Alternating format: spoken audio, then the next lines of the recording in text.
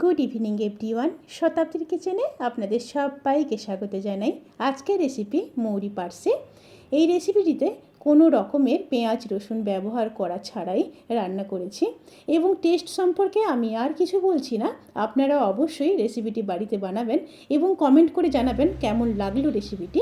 তাহলে চলুন শুরু করা যাক আজকের এই সহজ এবং সুস্বাদু রেসিপি। মৌরি পার্সে বানানোর জন্য আমি এখানে 3 পিস খুব বড় সাইজের পার্সে মাছ নিয়ে নিয়েছি। এবার ম্যারিনেট করে নেব। তার জন্য পরিমাণ মতো লবণ দিয়ে দিলাম আর দিয়ে দিলাম হাফ চামচ হলুদ গুঁড়ো।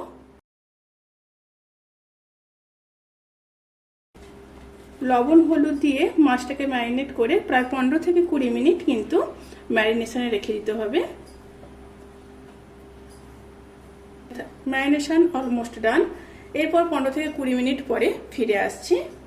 এবার এই রান্নার যে মেন মশলা সেই মশলাটা রেডি করে নেব। তার জন্য নিয়ে নেব 2 টেবিল চামচ মৌরি, সাথে দিয়ে দেব 1 ইঞ্চ আদা আর 2টো কাঁচা লঙ্কা। জল দিয়ে একটা স্মুথ পেস্ট রেডি করে নেব। পেস্ট রেডি হয়ে গেছে। এরপর চলুন মূল রান্নায় ফেরা যাক। এবার প্যানের মধ্যে সরষের তেল দিয়ে দেব। বেশ কিছুটা সরষের তেল দিয়ে দিলাম। তেলটা গরম হয়ে আসা পর্যন্ত অপেক্ষা করব। তেলটা গরম হয়ে গেছে। এরপর মাছগুলোকে ভেজে নেব।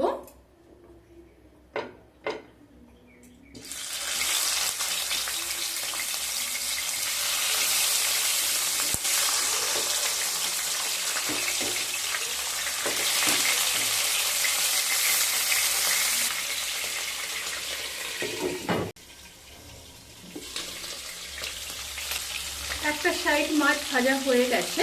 এবার উল্টে দেব।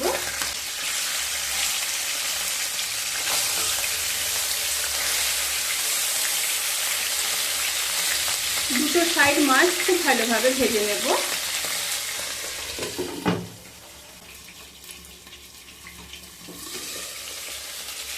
দুটো সাইড মাছ ভাজা হয়ে গেছে। এরপর মাছগুলোকে তুলে নেব।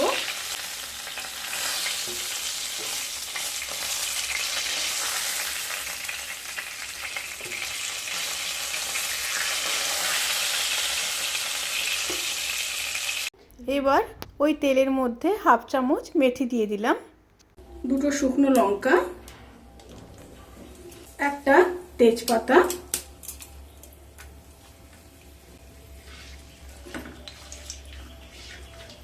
এই সময় কিন্তু অতি অবশ্যই স্টিমটা একদম লোতে থাকবে।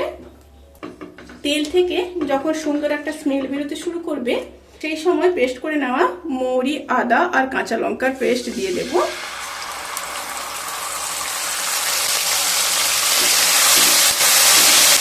একটু নেড়ে নিচ্ছি আর সাথে দিয়ে দেব মশলা ধোয়া জল দিয়ে লো টু মিডিয়াম স্টিমে 1 মিনিট খুব ভালোভাবে কষিয়ে নেব।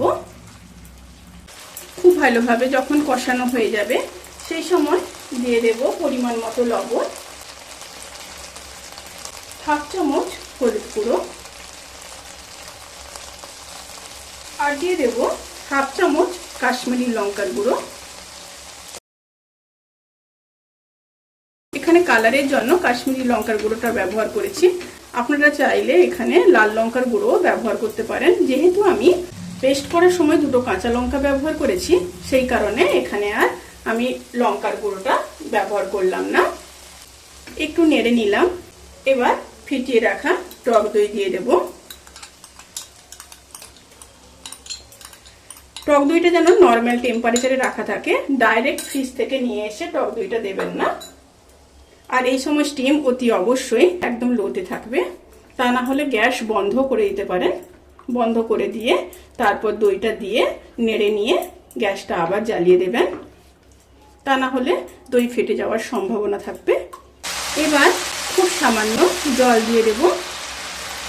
জল দিয়ে লো স্টিমে খুব ভালোভাবে মশলাগুলোকে কষিয়ে নেব।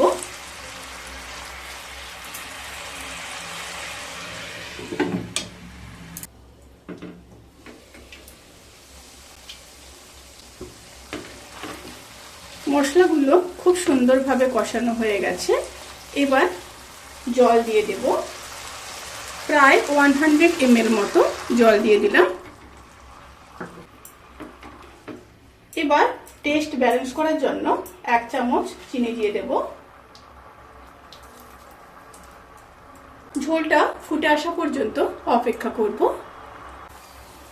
ঝোলটা ফুটে এসছে, এবার ভেজে রাখা মাছগুলোকে দিয়ে দেব।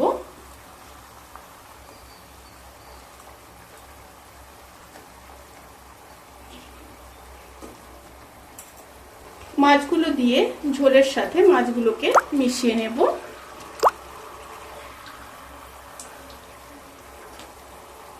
এবার মিডিয়াম স্টিমে 5 মিনিট রান্না হতে দেব।